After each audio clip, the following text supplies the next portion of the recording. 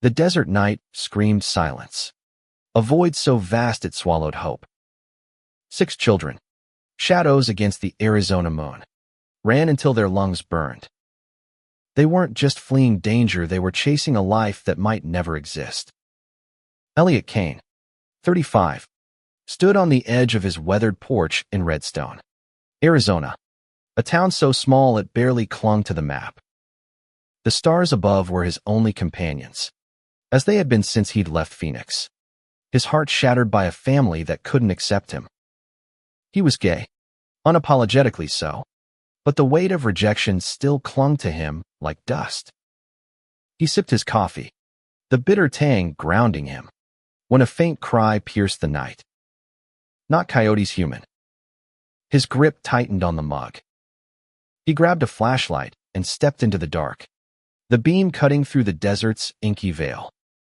The cries grew louder, frantic, leading him to a gulch where 6 figures huddled, their faces gaunt under the moonlight.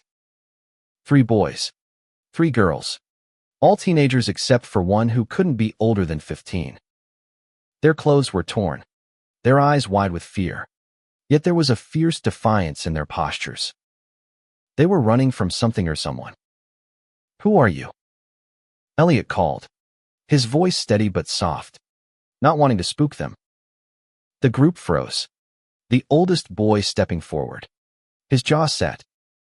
"We're nobody," he said, voice cracking. "Just let us go?"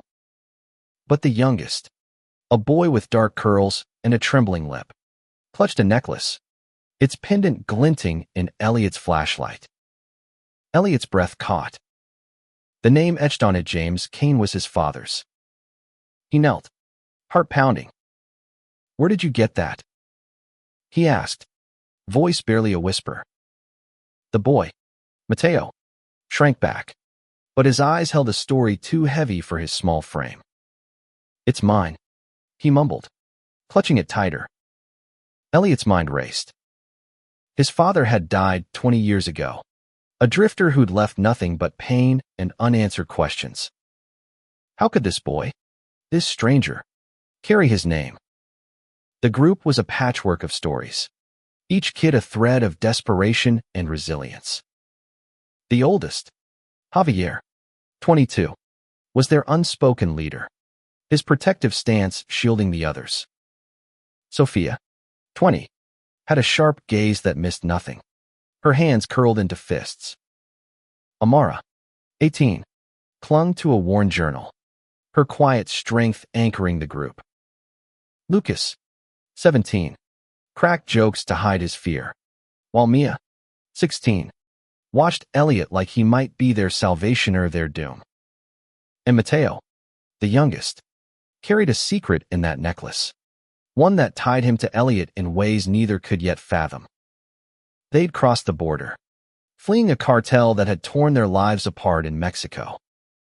Their families were either dead or scattered, and the desert was their only path to safety. But safety was a lie in a land that didn't want them. Elliot, a man who'd built walls around his heart, felt them crack. He'd spent years running from his own past, his father's abandonment, his family's rejection after coming out. Yet here, in the middle of nowhere, the past had found him. "Come with me," Elliot said, his voice firm but kind. "You're safe here." Javier hesitated, his eyes scanning Elliot for deceit. But Mateo's small hand slipped into Elliot's, and that trust, fragile as it was, moved the others. They followed him to his small house, a haven carved from solitude. Inside, Elliot gave them water, food, and blankets, watching as they devoured the meal like it was their first in days. Their stories spilled out in fragments: violence, loss, and a desperate hope for a new start. Elliot couldn't shake the necklace. His father had been a ghost, a man who'd left when Elliot was 10, leaving only a letter promising he'd return. He never did. Now, Mateo's pendant was a key to a lock Elliot had long buried. "Tell me about the necklace," he said gently, sitting across from Mateo. The boy's eyes darted to Javier, who nodded. It was my mom's, Mateo whispered. She said it belonged to my dad. She gave it to me before. His voice broke, and Elliot felt a pang of shared grief. The night stretched on, the group settling into uneasy rest. Elliot sat by the window, staring at the desert. These kids weren't just runaways, they were survivors, bound by something deeper than blood. And that necklace, that impossible link to his father, was a thread pulling him into their story. He didn't know what lay ahead, but for the first time in years, he felt alive. The desert had brought them together, and Elliot knew he couldn't let them go. Morning broke over Redstone, painting the desert in hues of gold and blood. Elliot hadn't slept, his mind tangled in questions about Mateo's necklace and the 6 lives now under his roof. The kids stirred, their wary eyes scanning the unfamiliar space. But hunger and exhaustion had dulled their edges. Elliot cooked eggs and toast, the smell filling the small house with a warmth it hadn't known in years. The group ate in silence, but their glances spoke volumes: gratitude, suspicion, hope. Javier broke the quiet. Why are you helping us? He asked, his tone sharp but curious. Elliot leaned back, choosing his words carefully. Because I know what it's like to feel like you don't belong anywhere. He didn't elaborate, but his eyes drifted to a faded photo on the wall, him and his father, James, at a county fair, the last time they'd laughed together. The memory stung. Javier studied him, then nodded, as if recognizing a shared wound. Sophia, ever observant, caught the glance. You're not like most people around here, she said, her voice probing. Elliot smiled faintly. I'm not most people. The day unfolded in tentative steps. Elliot learned their names, their quirks. Amara sketched in her journal, capturing the desert's stark beauty. Lucas tried to fix a broken chair, his humor masking a restless energy. Mia helped Elliot clean, her quiet efficiency a shield against her fear. Mateo stayed close to Javier, the necklace hidden under his shirt. Elliot didn't press, but the pendant's weight hung between them. By noon, the reality of their situation settled in. These kids were undocumented, hunted by both the cartel and border patrol. Redstone was no sanctuary, its residents were kind but nosy, and strangers stood out. Elliot's house, a mile from town, offered temporary cover, but they couldn't stay hidden forever. We need a plan, Javier said, his voice low. We can't keep running blind. Elliot agreed. He wasn't a hero, just a man who'd learned to survive his own battles. But these kids needed more than shelter, they needed a way forward. He suggested contacting a local activist group, one he'd heard about through whispered rumors in Phoenix. They help people like these kids, offering legal aid and safe passage. Javier was skeptical. Trust doesn't come cheap, he said. What's in it for you? Nothing, Elliot replied. And for once, he meant it. But the necklace gnawed at him. He needed answers.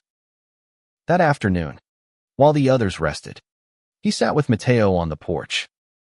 Can I see it again? He asked. Mateo hesitated, then pulled the pendant free. The name James Kane was unmistakable, etched in a script Elliot hadn't seen in decades. My mom said my dad gave it to her, Mateo said. She never told me his name, just that he was gone. Elliot's heart thudded. His father had been a wanderer, a man who drifted through lives, leaving promises he couldn't keep. Could he have crossed paths with Mateo's mother?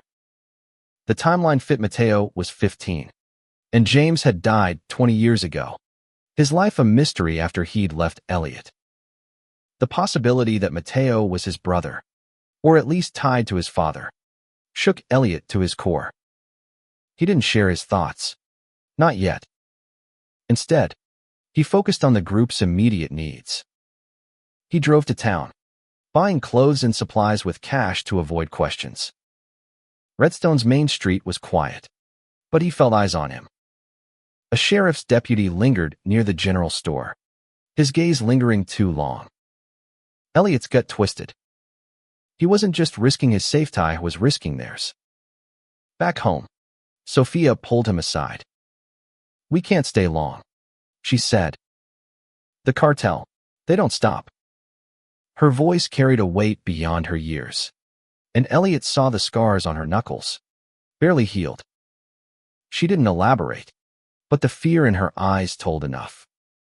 The cartel had taken her family, and she'd fought to protect the others. Elliot nodded. "We'll figure it out. Together."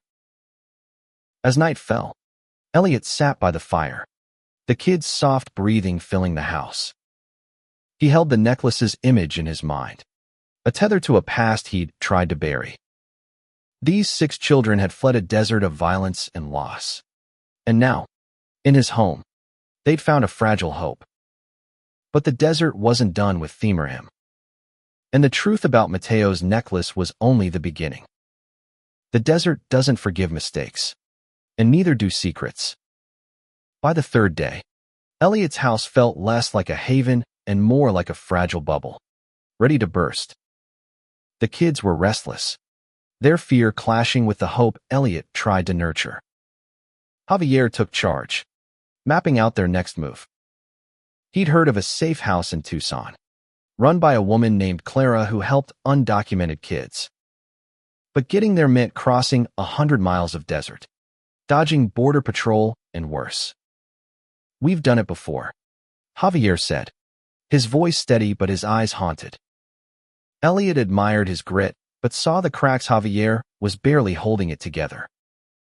Sophia and Amara worked on a plan, using Amara's journal to sketch routes and mark known patrol spots. Lucas kept Mateo occupied, teaching him card tricks, but the boy's eyes kept drifting to Elliot, as if sensing the unspoken questions about the necklace. Mia, ever watchful, noticed the deputy's car pass by the house twice that morning. "We're being watched," she whispered to Elliot. His stomach sank. Redstone was small, and 6 strangers didn't go unnoticed. Elliot called a contact in Phoenix, a lawyer named Rachel who worked with the activist group. She promised to send someone to help, but it would take 2 days. "Keep them hidden," she warned. And Elliot, "Be careful. You're in deep now." He hung up, feeling the weight of her words.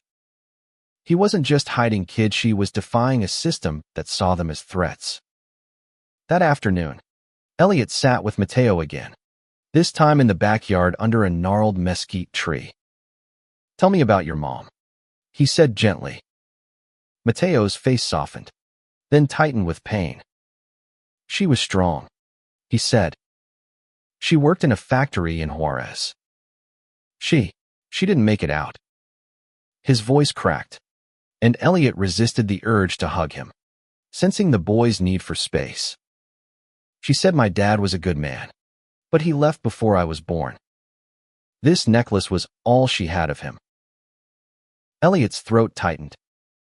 His father had been in Juarez around that time, a drifter chasing odd jobs across the border. The pieces fit too well, but the implications were staggering. Was Mateo his half-brother? The thought was both a lifeline and a wound. He'd spent years hating James Kane, yet here was a boy who carried his legacy in a way Elliot never could. The group gathered that evening, tension thick in the air. Javier revealed more about their escape. The cartel had targeted their families for refusing to smuggle drugs. They'd fled together, bound by shared loss, but the cartel's reach was long. "They know we're here," Sophia said, her voice low. "They always find us." Elliot's heart raced. He wasn't equipped to fight a cartel, but he couldn't abandon these kids. He proposed a risky plan: leave at dawn, drive to a rendezvous point Rachel had given him, and meet her contact. It meant trusting a stranger, but staying in Redstone was no longer safe. The kids agreed, their faces a mix of fear and resolve.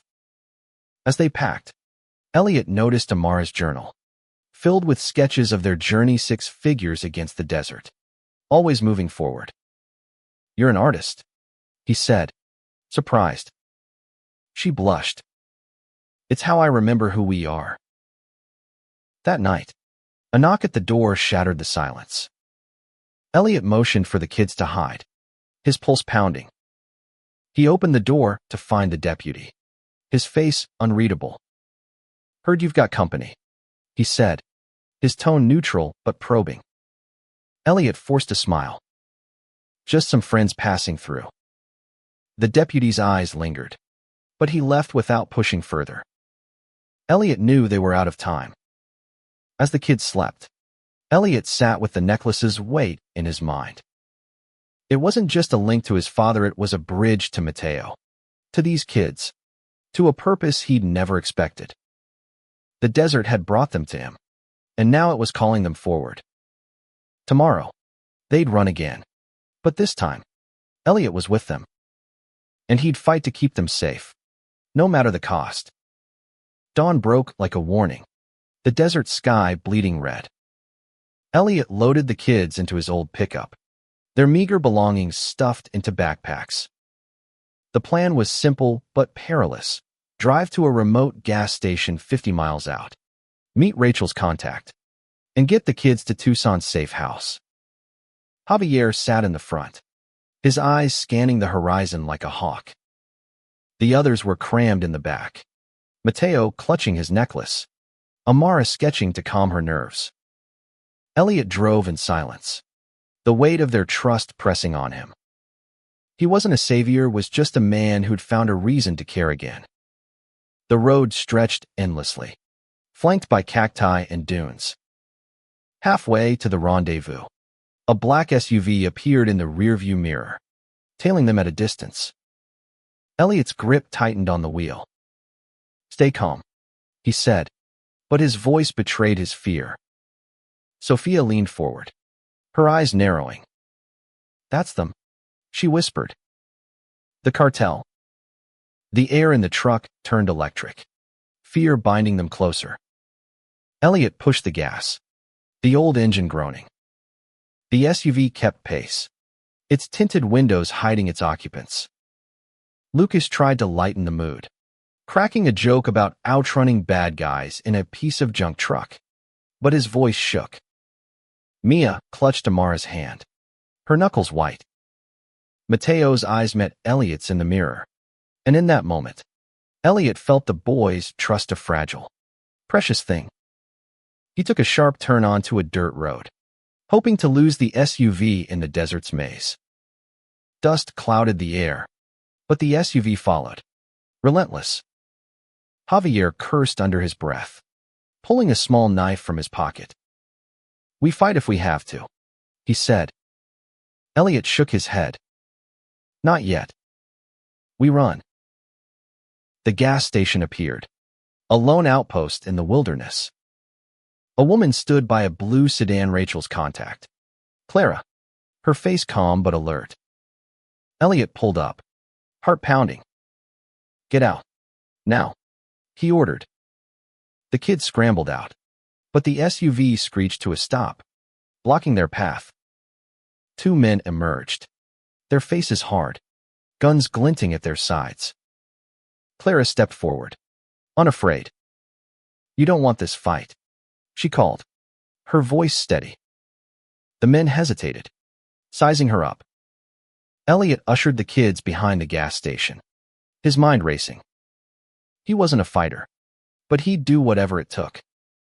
"Stay here," he told them, then stepped out, hands raised. "Let them go," he said to the men. "They're just kids." One of the men laughed, a cold sound. "They owe us," he said, his eyes on Javier. But before he could move, Clara pulled a radio from her pocket, speaking quickly. "Backup's coming," she said, loud enough for the men to hear. Sirens wailed in the distance border patrol. Not cartel. But the men didn't know that. They cursed, jumped back in the SUV, and sped off, dust trailing in their wake. Elliot exhaled, his legs weak. Clara checked on the kids, her calm presence grounding them. "You're safe now," she said, but her eyes told Elliot the danger wasn't over. The cartel wouldn't give up easily. She loaded the kids into her sedan, promising to get them to Tucson. But Mateo lingered, his hand on the necklace. "Come with us," he said to Elliot, his voice small but fierce. Elliot knelt, meeting his eyes. "I'll find you," he promised. "But I need to know more about that necklace." Mateo nodded, tears brimming, and climbed into the car. As Clara drove off, Elliot felt a hollow ache. These kids had cracked open his world, and the necklace was a mystery he couldn't let go. Back in Redstone, Elliot dug through old boxes, finding his father's letters. One, dated 16 years ago, mentioned Juarez and a woman named Maria Mateo's mother. The pieces were falling into place, but the truth was still out of reach. And somewhere, the cartel was still hunting. Elliot knew he'd follow the kids to Tucson, not just for answers, but because they'd become his family. Tucson's lights flickered like a promise, but Elliot knew promises could break. He arrived at the safe house at dusk, a nondescript building tucked in a quiet neighborhood. Clara greeted him, her face lined with fatigue but warm with gratitude. "They're inside," she said. "They've been asking for you." The kids were different now, their edges softened by a night's rest and clean clothes. Javier shook Elliot's hand, a rare gesture of trust. Sophia hugged him, her usual wariness replaced by relief. Amara showed him a new sketch portrait of the group, with Elliot included, standing tall in the desert. Lucas grinned, tossing him a soda. "You're one of us now, man." Mia nodded, her quiet approval worth more than words. Mateo ran to him, hugging him tightly, the necklace still around his neck. Clara explained the next steps: legal aid, asylum applications, a chance at a new life. But the cartel's shadow loomed. "They've got eyes everywhere," she warned. "We need to move them soon." Elliot nodded, his resolve hardening. He'd come too far to let them slip away. That night, he sat with Mateo, finally asking the question that burned in him. "What was your mother's name?" Mateo's eyes glistened. "Maria. Maria Alvarez." Elliot's heart stopped. The letter he'd found mentioned a Maria in Juarez, a fleeting love his father had never forgotten. "Did she ever talk about my dad?" he asked, showing Mateo the letter. The boy read it, his hands trembling. "She said he was kind," he whispered. "But he left. Like always." Elliot felt the weight of his father's choices, a legacy of absence that had shaped them both. "I think he might have been my dad too," he said, the words heavy with truth. Mateo's eyes widened, a mix of shock and hope. "Does that mean you're my brother?" he asked. Elliot didn't have proof. Not yet. But the necklace, the letter, the timing, it was enough to believe. He nodded, pulling Mateo into a hug. "Maybe," he said. "Maybe." The safe house wasn't safe for long. At midnight, Clara burst in, her face pale. "They're coming," she said. "The cartel. Someone tipped them off." Panic surged, but Javier rallied the group, his leadership instinct kicking in. Elliot grabbed a bat from the corner, his heart pounding. "We protect them," he told Clara, who nodded, pulling a phone to call for help. Headlights pierced the windows, tires crunching outside. The kids huddled in the back room, Amara clutching her journal, Lucas whispering jokes to keep Mateo calm. Elliot stood by the door, bat in hand, as three men approached, their silhouettes menacing.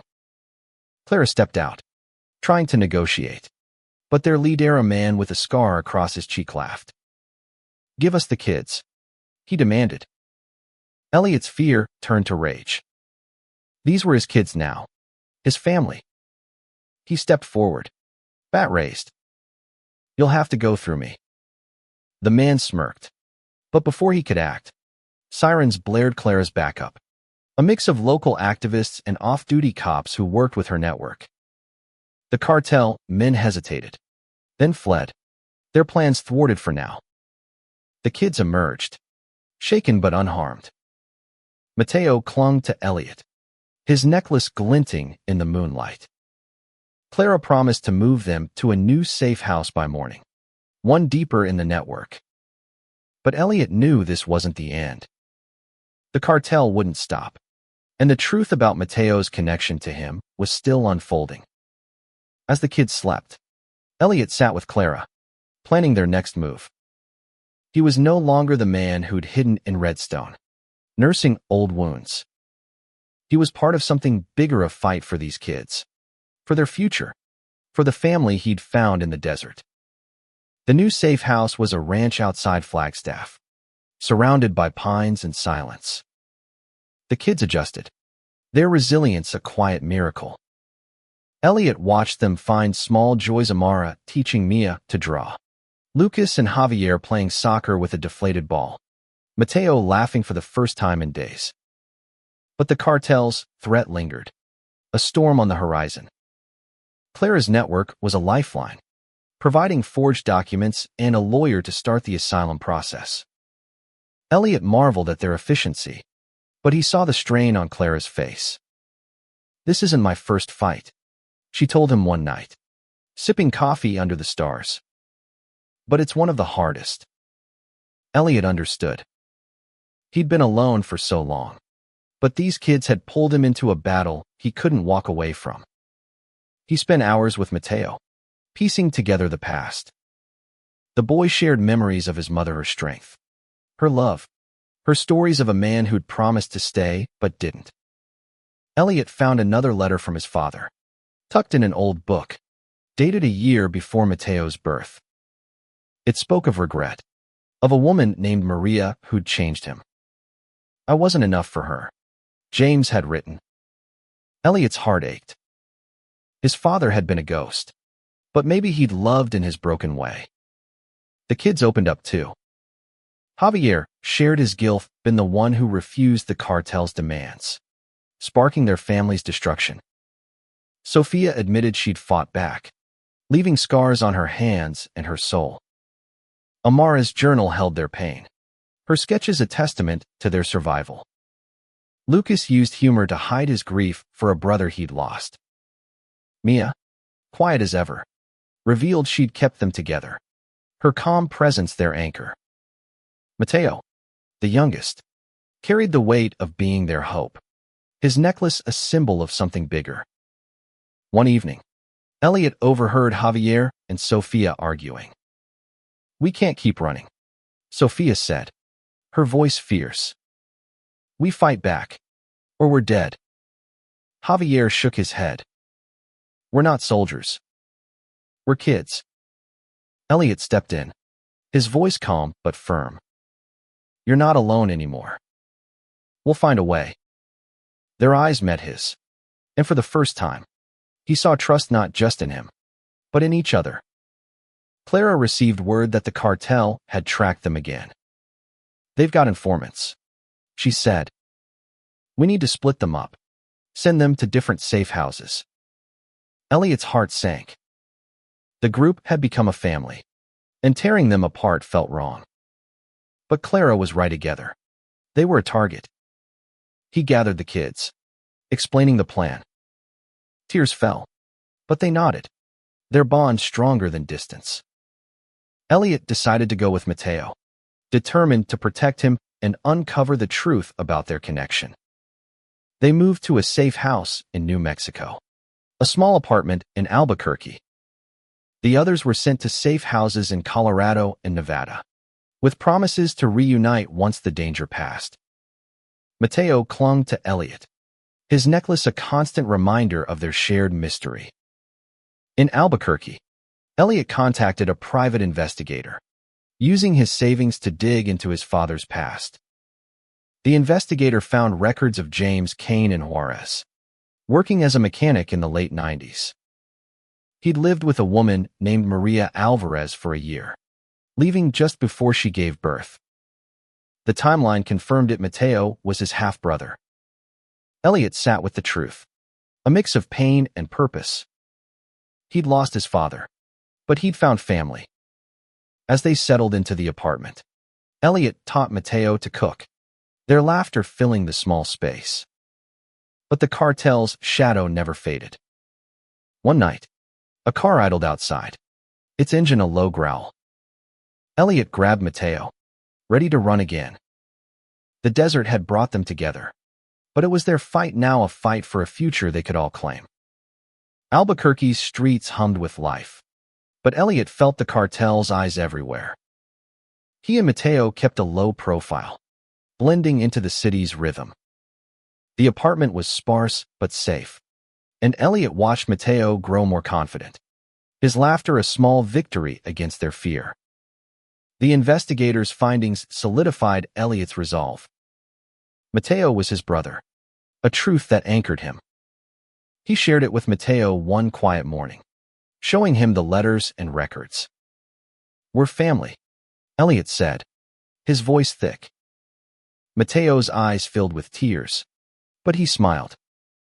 "I always wanted a brother," he said, hugging Elliot tightly. The necklace, once a mystery, was now a bond. Clara sent updates on the others. Javier was in Colorado, working with a carpenter who'd taken him under his wing.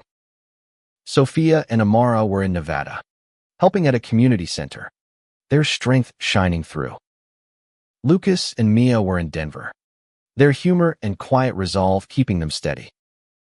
The group stayed connected through encrypted messages, their bond unbroken by distance. But the cartel was closing in. Clara warned that their informants had infiltrated her network, and a safe house in Nevada had been compromised. Elliot's heart raced at a couldn't lose them. He and Mateo prepared to move again, but Elliot wanted to end the chase. He contacted Rachel, the lawyer, who suggested a bold plan: go public. Share their story, expose the cartel's pursuit, and rally support. It was risky, but it could force the authorities to act. Elliot gathered evidence: Amara's sketches, Mateo's necklace, their stories of survival. Rachel connected them with a journalist, Elena, who specialized in human rights. Elena met them in a diner, her eyes kind but sharp. "This could save them," she said, "but it'll put a target on your back." Elliot nodded. "They're worth it." The article took shape, a searing account of 6 kids who'd fled hell and found hope. Elena included Elliot's story: his rejection, his solitude, his connection to Mateo.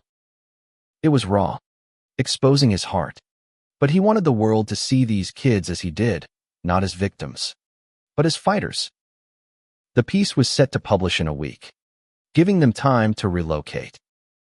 But the cartel moved faster. One night, as Elliot and Mateo packed, a brick crashed through the window. A note tied to it: "Stop, or they die." Elliot's blood ran cold. He called Clara, who arranged a new safe house in Santa Fe. They left under cover of night, Mateo clutching his necklace, Elliot's resolve hardening. He wasn't just fighting for Mateo, now was fighting for all of them. In Santa Fe, they reunited with Javier, who'd been sent to join them. His presence steadied Mateo, but Elliot saw the toll the chase had taken. "We can't keep doing this," Javier said, his voice raw. Elliot agreed. The article was their last hope, a beacon to draw attention and protection. But as the publication date neared, so did the danger. Elena warned that the cartel had threatened her, but she refused to back down. Elliot sat with Mateo and Javier. Sharing his own story is coming out. His family's rejection. His years of building a life alone. You gave me a reason to keep going, he told them. You're my family now. Javier's eyes softened, and Mateo hugged him. The desert had torn them apart, but it had also forged them together. As the article's release loomed, Elliot felt a strange peace. The truth about his father, about Mateo, had given him purpose. The kid's fight was his fight, and he'd see it through.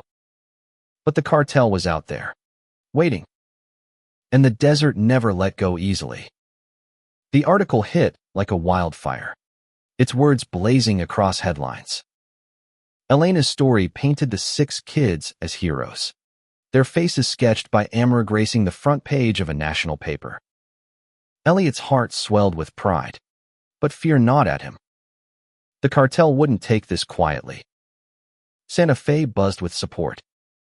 Activists rallied, donations poured in, and the kids' asylum cases gained traction. Clara's network moved fast, reuniting the group in a fortified safe house.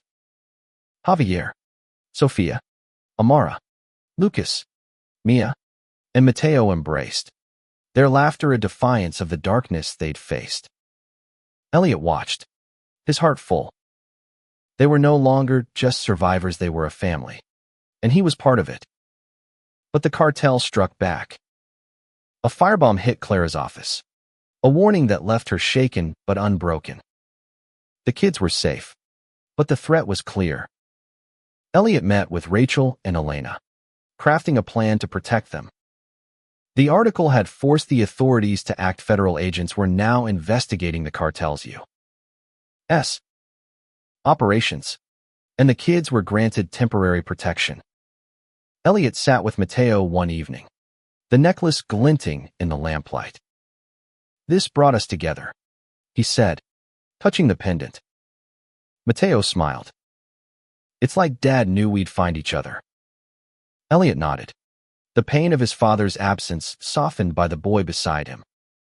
James Cain had been flawed, but he'd left a legacy in Mateo, a brother Elliot would fight for. The group faced their asylum hearings, each telling their story with courage. Amara's sketches became evidence, her art speaking what words couldn't. Javier's leadership shone. Sophia's fire inspired. Lucas's humor lifted them. Mia's quiet strength grounded them, and Mateo's hope tied them together. Elliot testified too, his voice steady as he shared his journey from rejection to redemption, from solitude to family. The hearings stretched on, but the tide turned. The cartel's influence waned as arrests mounted, their network unraveling under scrutiny. The kids were granted asylum, a hard-won victory that felt like a miracle. They moved into a group home in Tucson, supported by Clara's network and Elliot's unwavering presence. 1 year later, Elliot stood in a community center, watching the kids thrive. Javier was apprenticing with a carpenter. Sofia was studying law. Amara's art was in a local gallery. Lucas was coaching soccer. Mia was tutoring younger kids. And Mateo was in school, his necklace a proud symbol of their bond. Elliot had sold his redstone house, moving closer to be their anchor. The desert had tested them, but it had also forged them. Elliot, once a man adrift, had found purpose in 6 children who'd fled its wrath. The necklace, a relic of a broken past, had led him to a future he'd never imagined.